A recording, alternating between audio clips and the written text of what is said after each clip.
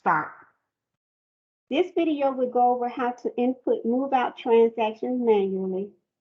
Once you have logged into the system and access the property in which the move-out transaction will be input, you will next go to the building to input the transaction. So you will make sure that you will click on the actual property. Here you will click Proceed to Buildings. Once you proceed to buildings, you will see a list of buildings for that particular property. Once you're actually in the system, you will go to the actual property that you need to move the transaction out of. Another thing you want to do is make sure you're in the correct reporting period. So if you're actually trying to input a transaction for February of 2021, where this one is listed as March of 2021, you will need to make sure you go and change the reporting period. And the way you would change the reporting period is by clicking on the building. You would click here where it says change report period. And then you will input the new report period here that you're actually inputting the transaction for. Once you change the reporting period, you will also click on update all buildings if you want that reporting period to change for all of your buildings, or you will leave it unchecked if you're only going to change the reporting period for that one building that you access.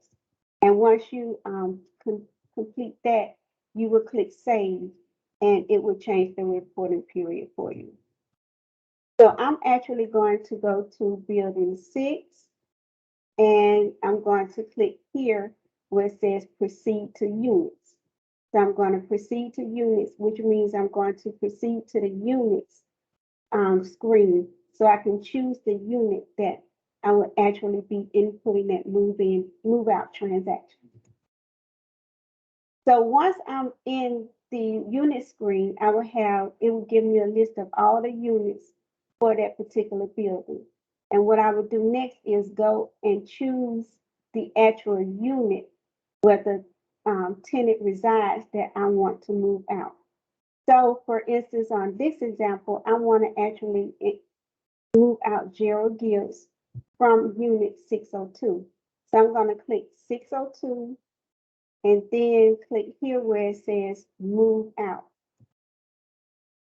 And once you select the move out button, you will get this information and it's asking you to put in the move out date.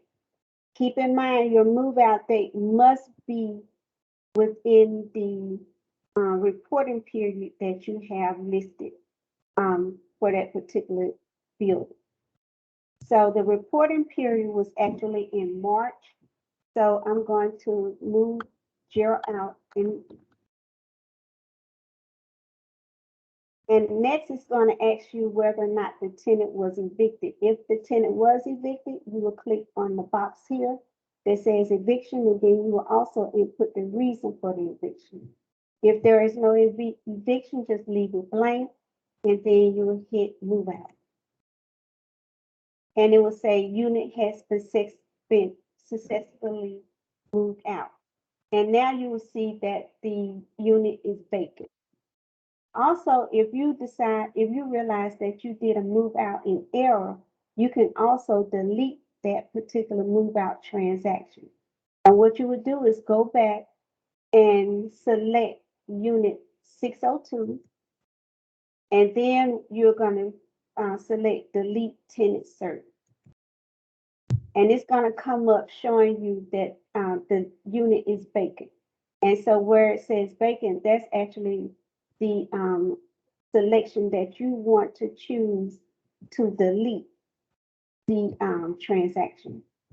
So if there's a red X next to that particular transaction, that means that you will be able to delete that particular transaction.